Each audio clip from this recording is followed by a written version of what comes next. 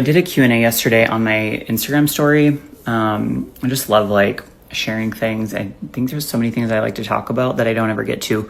So that was super fun. But someone DM'd me and asked me about dealing with negative comments and things that people say to me, whether it's like in public, in the DMs, on videos, on reels, on pictures, whatever the case is. And I had a video that went, I would say, kind of viral, like 500,000 views back in July. And it was kind of a dumb video about being tall and something that someone had said to me. And there was just so many hateful things said off the walls. It was crazy. And it's not stuff that people haven't said to me before, but there was so many on one video. And I one day actually cried and was so sad, but not because the comments made me feel insecure or because they affected me, but I just thought how many negative, unhappy people there are in our world.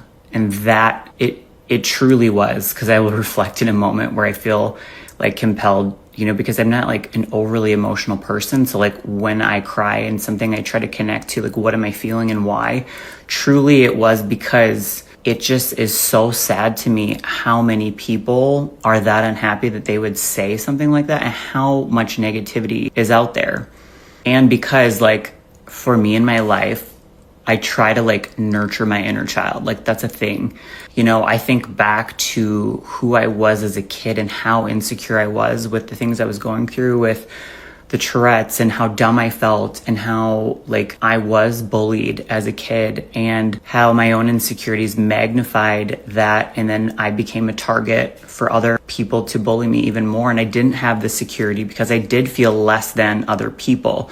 So when people say stuff like that to me, I think about children and people who are doing this to people who haven't earned their confidence yet, and how that just makes me so sad, and why someone would want to do that to somebody else to bring them down. And it's truly their own insecurities and hidden issues. And it is also very sad that these people are that unhappy and negative with themselves that they can't see that something like that is not constructive and helpful, and that they feel the need to spread that negativity, right? But there isn't a lot at this point that someone could say to me that I hadn't already said to myself when I was younger, or, in my 20s as I was trying to develop my confidence. And so, again, there's nothing anyone can say to me that I haven't thought about myself in my past, or, a lot of it just is about developing your own confidence. People are always going to have something to say about who you are, what you do, what it is that you're, talking about. They don't agree. Everyone has an input. Doesn't matter what it is. I'm always going to be tall. I don't have a dainty voice. I'm always going to be a very matter-of-fact person. There's just a lot of things about me that aren't going to change, no matter if I gain 50 pounds, lose 50 pounds, if I get bigger, if I don't get bigger, if I be more nice or I'm not nice. Someone will always say something. And for me, developing confidence, and this goes for anybody, is about showing up for yourself, doing the things that will help you develop as a person, whether it's interpersonal relationships, mindset work, becoming more educated in certain areas, and always just trying to be better. I will be always somebody who's trying to up the things that I try to do in my life. And because I've showed up for myself, I follow through with the things that I tell myself I want to do. I do feel valued in my relationships. I feel that I can be vulnerable with people, and in change, they accept me for who I am, which develops confidence.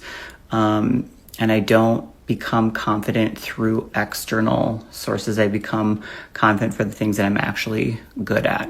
So when you're somebody who's chasing only being confident when you become good at something, or when someone accepts something about you, rather than people who see you for who you are, when you're not vulnerable with other people, they can't see that part of you. Therefore, everything is surface level. Therefore, you aren't confident when people can't actually see you for who you are. And there's a part of you that knows that, even if you don't process it. Again, I'll say that again. If you don't show who you truly are on the inside because you're insecure, then you know that people only like you for who you are on the outside and what you're showing them, which only continues to validate the fact that you're surface level and they don't love you for who you actually are.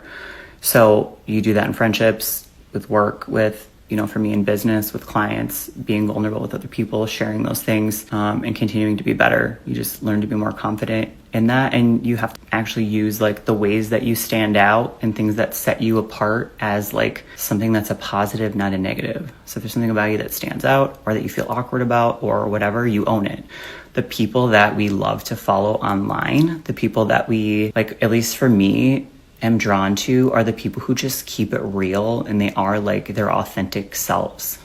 You know, like it's just amazing to watch people who are in that authenticity, who don't care what other people say and who are like willing to just put it out there. I think that's why like comedians are so popular, because they're like saying some stuff that would be like wild to say to other people. But we appreciate the realness. It actually makes us feel more secure and we trust more of those people. So that was a very roundabout answer, but encourage you, if you are like worried of putting yourself out there or being criticized, like continue to do the things that will make you more confident, and hopefully over time you will be willing to put yourself out there and not care the comments that other people make, because who you are is special and it's different, and that's a good thing.